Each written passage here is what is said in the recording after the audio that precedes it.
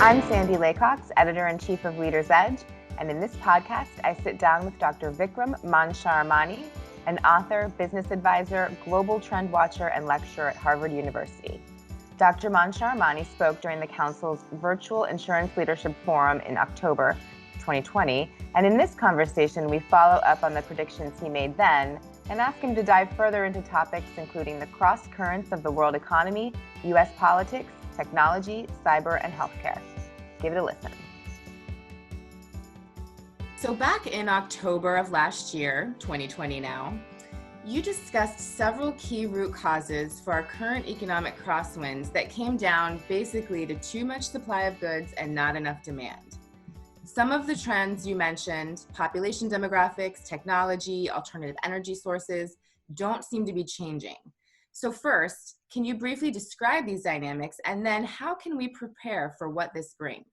Yes, so your question's a great one because those trends that I discussed earlier, I guess last year, really were four mega trends that I think are affecting virtually everything in the world. And the bottom line summary of those four trends is, in fact, as you've said, that the world has too much supply and not enough demand.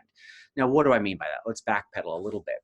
The first trend I talked about was a transition that was underway in China, that China had led the economy as an investment-led story and was moving towards a consumption-led story. The result was China was revealing to the world a lot of excess capacity in things like lead, steel, copper, zinc, construction workers, etc.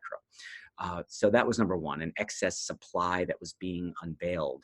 And frankly, China was trying to use that extra supply and extra capacity in programs and projects like the Belt and Road Initiative. But we can come back to it. The point was that there was excess supply. The second development was what was happening in technology, something we all are highly aware of, that technology is enabling us to do more with the same or fewer inputs. The result is more supply, all else equal. And then the third dynamic I talked about was what was happening in the energy sphere and the energy industry. And I'm not just talking about alternative energy and sort of the advancements in solar, wind, and other alternative energies, but I was also talking about what was happening with fracking and shale and sort of the emergence of new hydrocarbon available sources. And so the net there is energy supplies were dramatically being expanded. Again, summary, more supply. And the fourth trend I talked about was really the aging of the world's largest economies. And when we look at the world's largest economies, what we see is the United States is aging. We see that Europe is aging. We see that China's aging. We see Japan is aging. Russia's aging. And so what we find is that when individuals move to fixed incomes, effectively enter retirement, they spend less. And so that is a negative demand story. And so when we put these four key trends together, what we have is more supply, more supply, more supply, and less demand. The result of which is deflationary pressure, not inflationary pressure.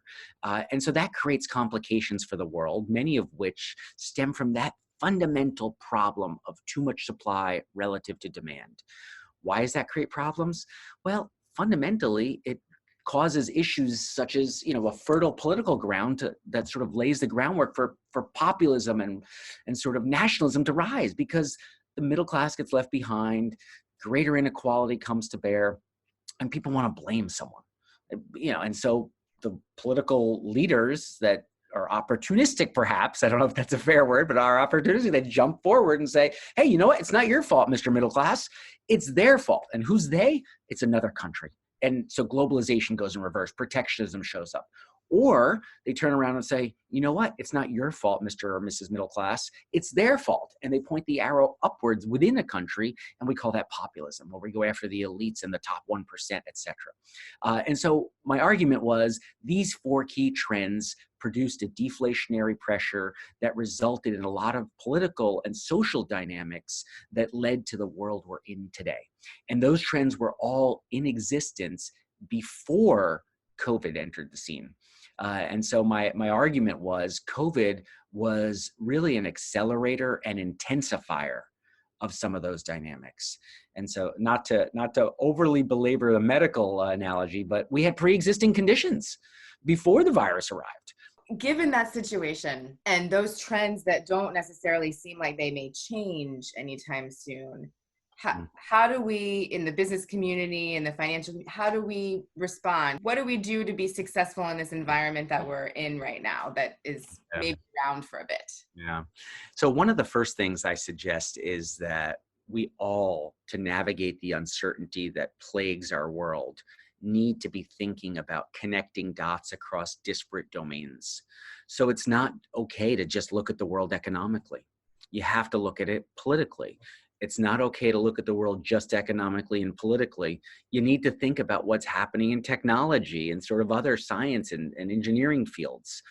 It's not okay to just look at those three. You got to pay attention to what's happening to social or demographic dynamics. And so my main message here is that to navigate uncertainty, it's really important to focus on connecting dots, particularly since so many of us for professional success have been guided towards a focus on generating dots. So, you know, my suggestion here is that sometimes it's okay to not be super deep and focused on developing that unique, domain-specific insight. That sometimes taking a step back and looking at the big picture and connecting dots can actually be more useful. So I think that's sort of the first thing.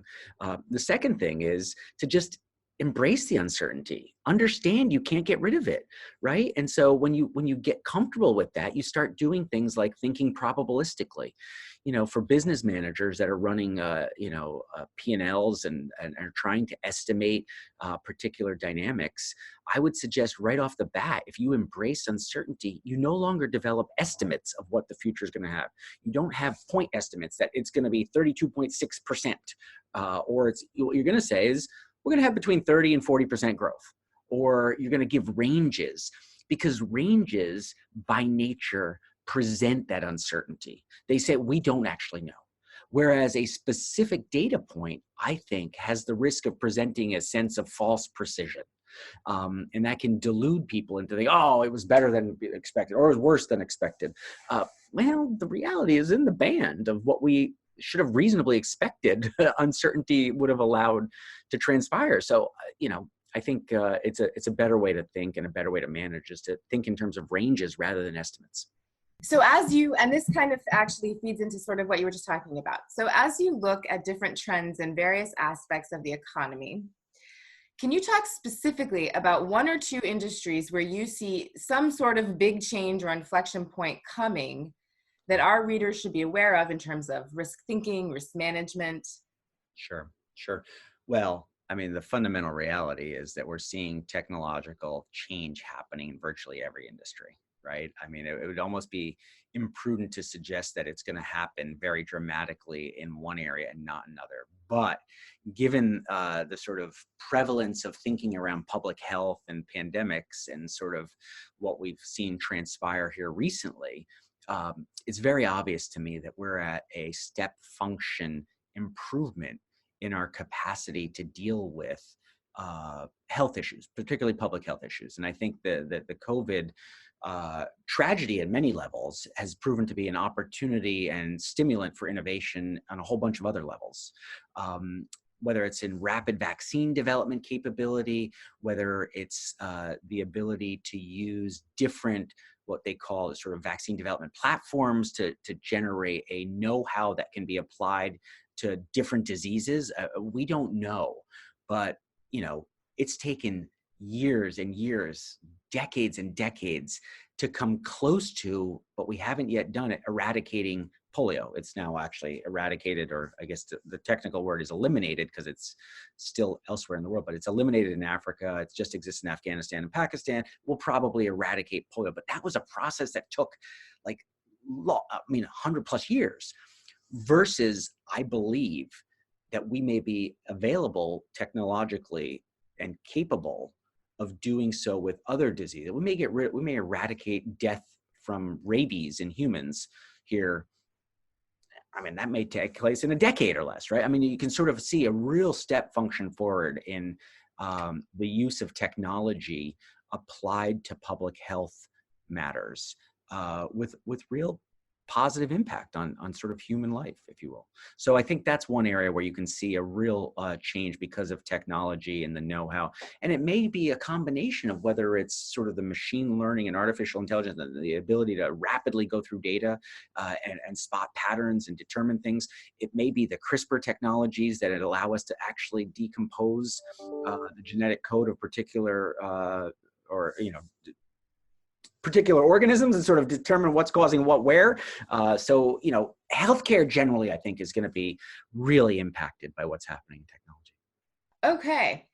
So you talk about the challenge of thinking for yourself in the face of big data and AI. Yeah.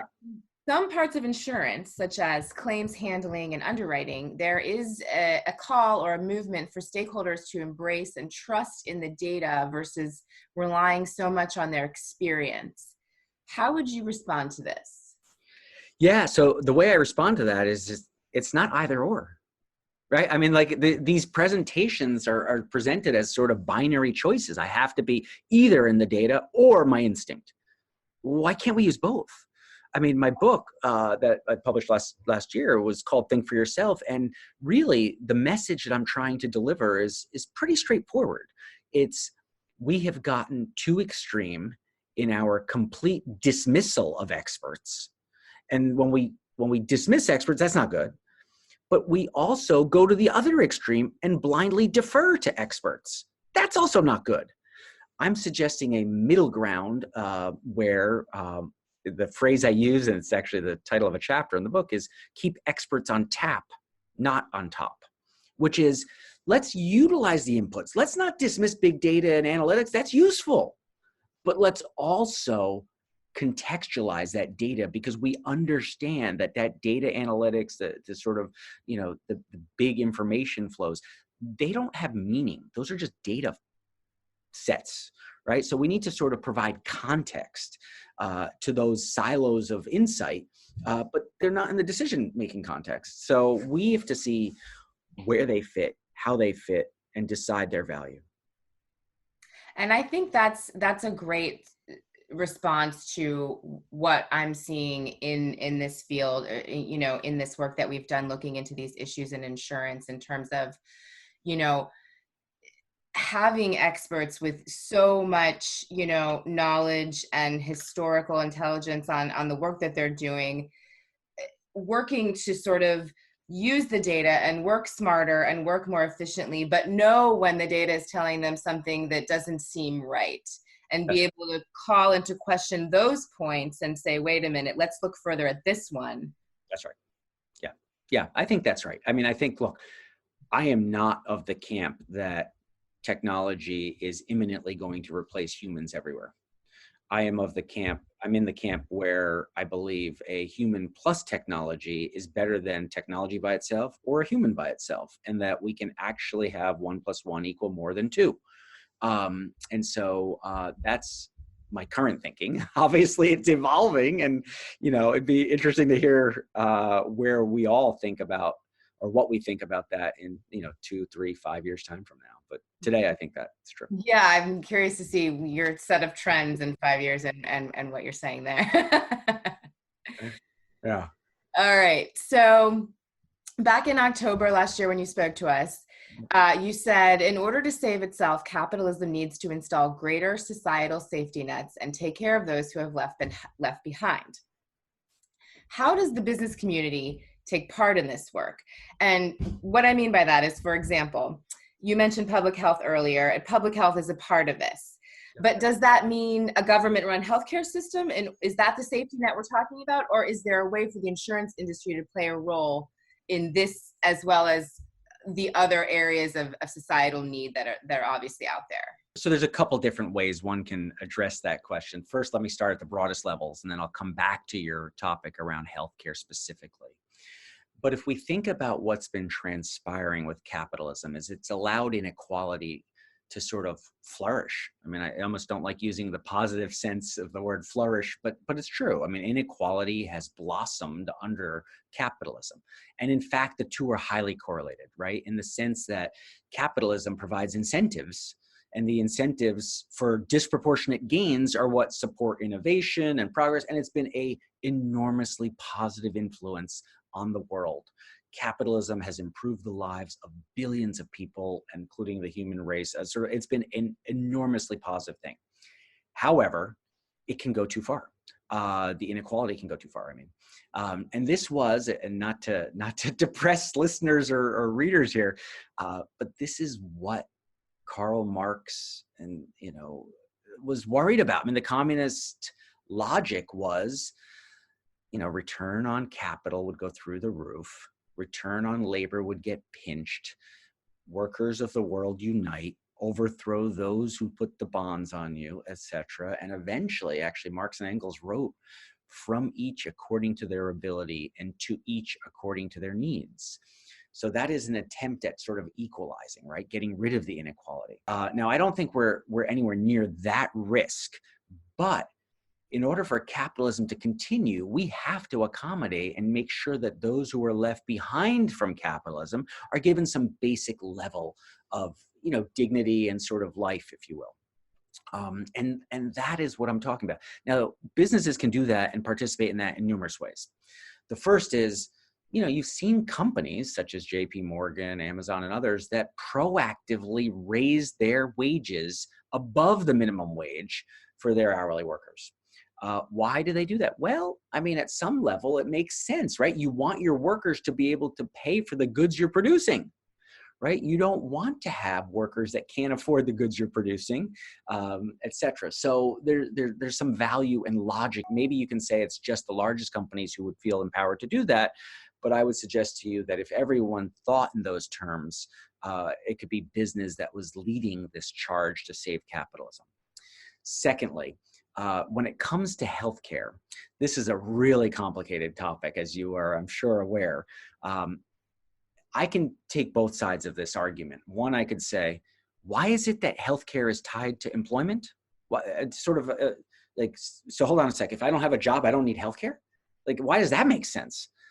Like the logic of tying one's healthcare to one's job, historically, when everyone had the same job for life, et cetera, might have made some sense because it was a sense of community, and de facto your employer was your patron saint to take care of you and your life, et cetera, and make sure you had healthcare. Maybe, but today, as we're finding more fluid labor markets and people moving around more, you can very simply ask the question of, should there not be a basic level of healthcare for everyone, independent of their employment status? And then you get into the debate: what is basic, what's allowed, what above it, et cetera. And so that's one way to answer it. The other way to answer it is, look, government's proven to be inefficient in most things it's taken on. It becomes bureaucratic. It's not efficient to have the government involved, et cetera. And so therefore, what we need is we need less regulation and more unleashing of private sector innovation to handle this, right? A 22-year-old who works out frequently and is in great shape should not have to bear the burdens of, the risks because of a 75-year-old person who's part of the same organization or pool that's been smoking for 45 years, right? I mean, that's sort of, okay, we don't need to lump these. And now with data analytics, private sector healthcare providers can manage the sort of economics of healthcare delivery accordingly, right? And so that there's a different way to deal with things. So I don't have a strong view, but I know there's debate. There's a two-sided debate here, and I could easily present both scenarios. But I think the easier way to answer your question of what is capitalism, what do businesses do to support capitalism, it's really to go back to thinking more in terms of stakeholders and workers as part of the equation, not just shareholders. And maybe in that thinking, there's a way to come up with that sort of minimum basic level of care that follows you around, right, wherever you go in your life and work. That could be an innovation of the private sector, potentially. Sure. And I mean, again, like most things, we talk about them as binary, but they're not binary. They're not binary. Very few things I know in life are actually either or. It's a little bit of this, a little bit of that. There is definitively a role for the private sector to play in whatever healthcare system emerges, period. Like, we know that. Likewise, there's definitely a role for the government to play in whatever healthcare system we come up with. Absolutely. I think that's a very fair way to look at it. Oh. All right. So, sort of winding things down here. The last time we heard from you, there were several big things that have since happened in globally. So, well, in the US, we've had our presidential election. We've had a successful vaccine development for COVID, and we've now just recently had finally Brexit occur. So I'm wondering if you could just talk a little bit about the effects of these kind of major events on the outlook for 2021 and maybe your 5-year look down the road. Sure. So, well, first of all, it's all part of the same logic that I've been discussing as sort of these trends, right? If you think about what is Brexit, Brexit is saying Brexit was the outgrowth of a desire for people to effectively blame others for some of these trends, right? Which is, hey, we're not going to listen to Belgium. No, we're going to prioritize Britain for make Britain great again. I mean, you could have had that tagline, right? I mean, that was the logic that sold it. And so, by the way, it wasn't just make Britain great again. It was make America great again. We could have make Philippines great again, make India great again. You can go around the world. It's not Britain specific. These are global trends. So I think I view that as sort of consistent. In fact, one might even go so far as to say, what's next for Europe? I mean, do we see a congealing of what should, well, I shouldn't say should. Either Europe has to turn into the United States of Europe, where European countries give up some degree of sovereignty to a central authority and sort of all live within their means, or it's likely you see a fragmentation and maybe you see Italexit. I guess they're referring to it as, Italy exiting. It's sort of, other exits. Is that possible? I don't know if 2021 brings that, but it's something on my radar screen for a 3 to 5 year view that you could see countries other than Britain sort of leave the system. So that's how I think about what's happening over in Europe. In terms of what's happened here in the US with the politics, one of my predictions here in my annual set of 5-year forward predictions is that we'll actually see the emergence of a third political party, that people are finding the polarization just too extreme. And, I think there's a large swath of American voters, particularly, that are saying, you know what, we want a party that just puts the national interest first and tries to move forward on a reasonable basis to help us all sort of achieve our potential. And that's really something that I think it feels primed for something like a third political party to emerge and actually get traction. And the interesting thing is even the emergence of it, whether or not it gets traction, it may cause more reasonable behavior on the part of other parties, on the existing parties, right? It may force them, the very threat of a third party may bring them more towards less polarized perspectives. And then in terms of what you mentioned with the vaccine development, and I think that's just another indicator of what's happening with science, technology progressing rapidly forward.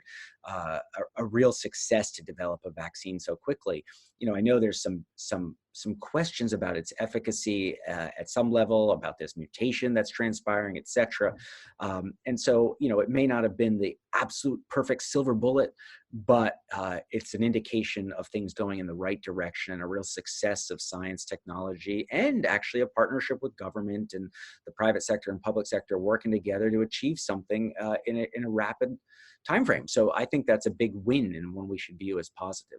So yeah, I mean, those are some of my thoughts, at least on the topics you've raised. But I think 2021 is likely to be another year of lots of uncertainty, a handful of cross currents economically, politically. I think we'll see more technology innovation. I worry about big tech being broken up as a political pressure rises because they get monopolistic in power, et cetera. I worry about cyber risks. There's a whole bunch of things that I worry about.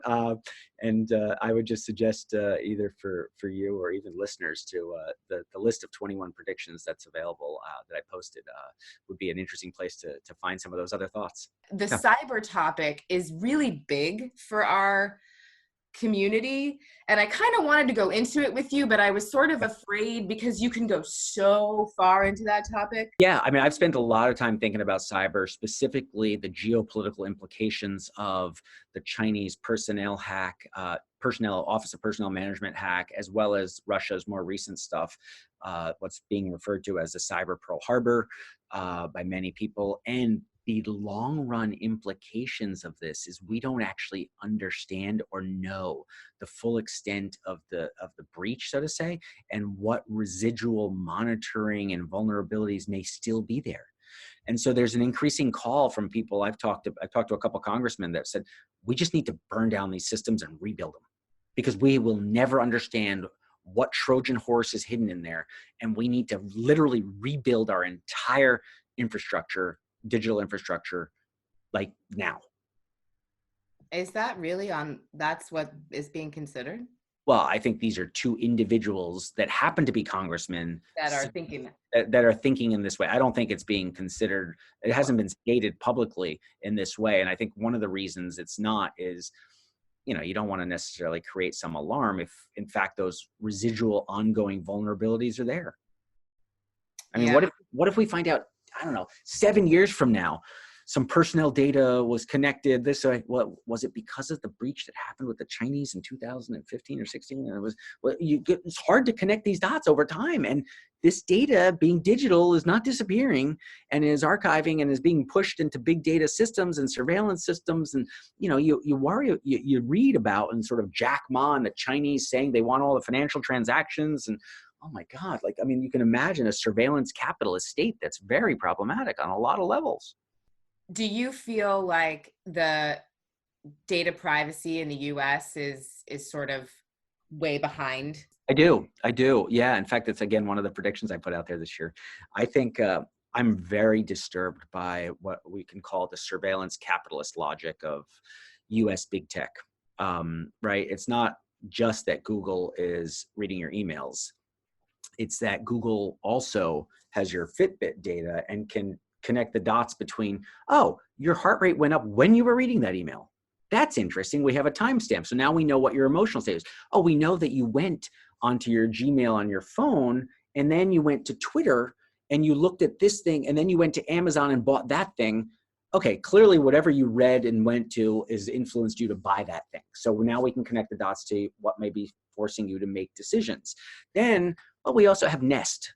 So now we know when you got home and when you left home and what your behavior is when you're at home versus before you were at home. And so we can connect some dots in interesting ways there. And then, you sort of put all this thing together, big tech and big data can combine to individually customize the worldview each of us gets. And so suddenly you have to ask yourself, what is reality? And so this is part of the reason why I think big tech does need to be regulated. But it's also part of the reason why I insist people use multiple sources for every data point they sort of rely on, and they try to triangulate. So if you're watching, use an example that a lot of people will recognize. If you are a devoted follower of CNN, please also watch Fox News. If you are a devoted follower of Fox News, turn on MSNBC. Every single lens, every single perspective is biased and incomplete. It's structural. And so as such, if you want to have any hope of seeing a reality out there, you need to see multiple lenses, use multiple lenses to connect dots. I really believe that.